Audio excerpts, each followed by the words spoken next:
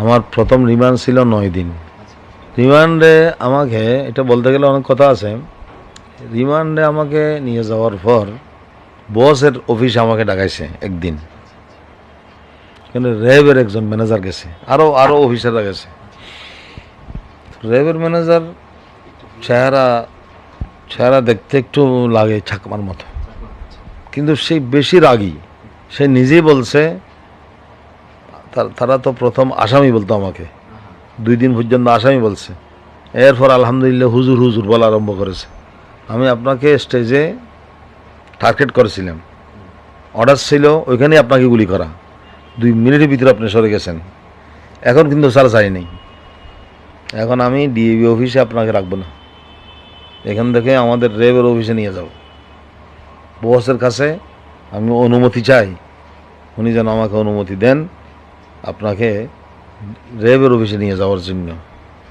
হবে কি, ওইখানে আপনার প্রথম ব্যায়াম হবে, পা উপরের দিকে কল্যাণ নিচের দিকে ঘুরাবো, এরপর আপনার দোনোটা পা লুলা করে দেবো, এটা আমাদের উপরের নির্দেশ। বস বলতেছে, বস যিনি প্রধান, একটু থামো, নির্দেশ, উপরের নির্দেশ একটু ব্যতিক্রম। তুমি যেটা বলতেছ, র্যাবকে বলতেছে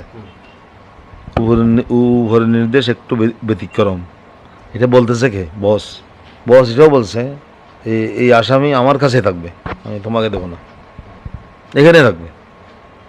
আল্লাহর রহমত আর কি।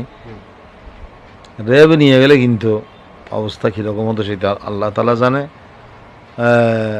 ওখানে আমার উপর একটা প্রেশার ছিল, ওইটা কেটে গেছে। এরপর 2 জন অফিসার আমাকে এটা বলছে যে হুজুর আপনার উপর বেশি প্রেশার ছিল বামদের শাহবাগীদের, কিন্তু আলহামদুলিল্লাহ এটা কেটে গেছে। এই প্রেশার হলো এটা, দুটা ফল লুলা করা আর এইভাবে ঘুরানো।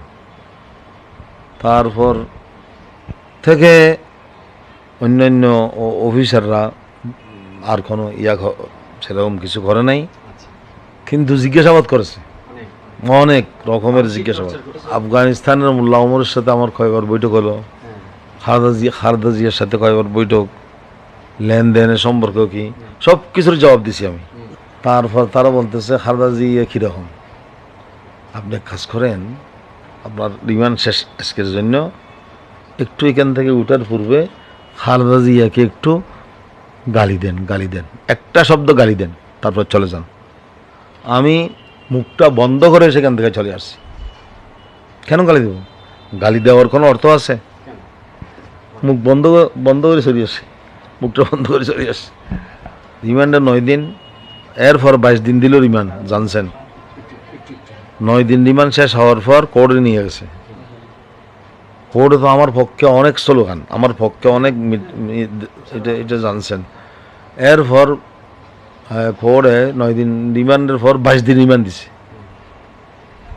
তখন কিন্তু আমার শরীরের অবস্থা খুব খারাপ। 22 দিনকে আবার কাটাইয়া 4 দিন করে আল্লাহর রহমতে 9 আর 4 13 দিন রিমান্ড। ওখানে রিমান্ডে আমাকে কিছু চিকিৎসা করেছে, ইঞ্জেকশন দিছে, কিন্তু এখন আমার কিছু বুঝতে পারতেছি না এটা কি ভালো হওয়ার জন্য না খারাপ হওয়ার জন্য, এটাও বোঝা কঠিন আমার জন্য। আর বাতের ওষুধ দিছে বেশি, যে বাতের ওষুধের কারণে কিডনিতে একটু সমস্যা হয়ে গেছে আমার যিনি রিমান্ডের আইইউ ছিল, ওনাকে আল্লাহ তাআলা জাযায়ে দান করুক, ওনার চেষ্টায় আরও উপরের চেষ্টায় অর্ডারে ওই 22 দিনকে 4 দিন করে আমাকে কেন্দ্রীয় ফাটা দিছে। সেখানে ছিলাম একদিন এক রাত। ওইখানে হাটদারির আমাদের একজন দায়িত্বশীল আছে জাহেদ বলেছেন আপনি এখানে কেন্দ্রীয় কারাগারে কষ্ট পাবেন, আপনাকে আমি পাঠিয়ে দেবো গাজীপুর কাশিমপুর পাঠিয়ে দেব, ওইখানে জেল হাসপাতাল আছে। তখন আমাকে নিয়ে গেছে ওদের গাড়িতে, জেল হাসপাতালে ভর্তি করার পর একটু ভালো লাগছে, অনেক লোকজন আছে ওইখানে, দেখা করছে আমার পরিচিত, একটু চিকিৎসা আরম্ভ হয়ে গেছে। প্রাথমিক ডাক্তাররা খুব আন্তরিকতার সহিত চিকিৎসা করতেছে। হঠাৎ করে আমাকে বলা হলো, আমার সম্পর্কে বলা হলো এই রুগী এই হাসপাতালের উপযুক্ত নয়, আরে এই আসামি এই হাসপাতালের উপযুক্ত নয়, নামান এখন নামান। আমাকে আবার এখান থেকে নামাই দিছে। আমি আরেকটা হাসপাতালে নিয়ে গেছে, যেখানে সালাউদ্দিন কাদের চৌধুরী সহ আরও অন্যান্য ফাঁসির আসামিরাও আছে। ওইখানে 5 নম্বর রুমে আমাকে রাখছে 3 দিন। জেল হাসপাতাল থেকে ওইখানে নিয়ে গেছে, ওই জেলখানা নিয়ে গেছে যেখানে ওরা আছে। শুধু মতের সকরাতটা বাকি ছিল।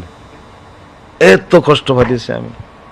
এরপর জেল হাসপাতালের প্রধান খুব ভালো মানুষ, উনি বোর্ড বসাইছে, পরামর্শ করে ঠিক করছে এই রোগী যদি এখানে থাকে মারা যাবে।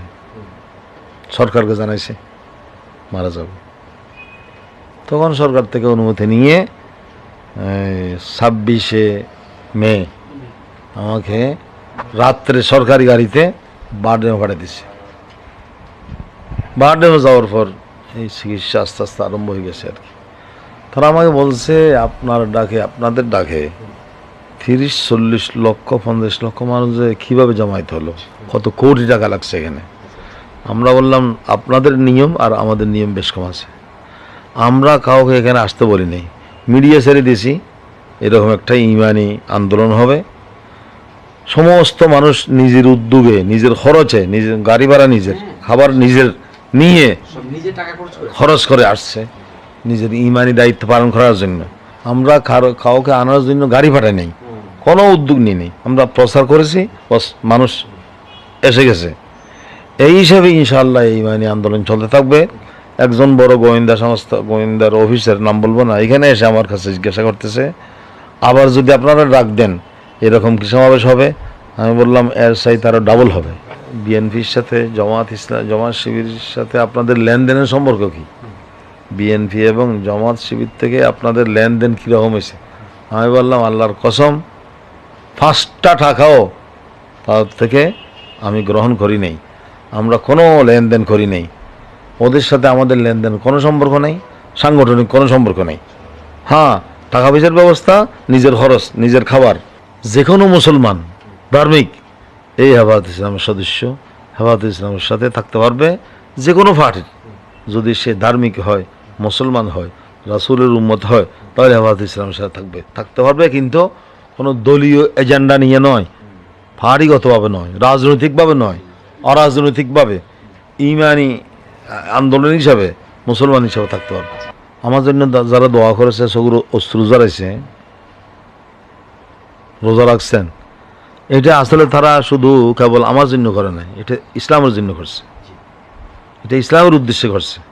ইনশাআল্লাহ যে একটা সারা পড়ছে মানুষের ভিতরে, মানুষ শয়তান আর নফসের দুঃখের কারণে নামাজ না পড়তে পারে, হ্যাঁ, রোজা না রাখতে পারে, কিন্তু আল্লাহ এবং আল্লাহ রসুলের মহাব্বত এই দেশের মুসলমানদের ভিতরে আছে।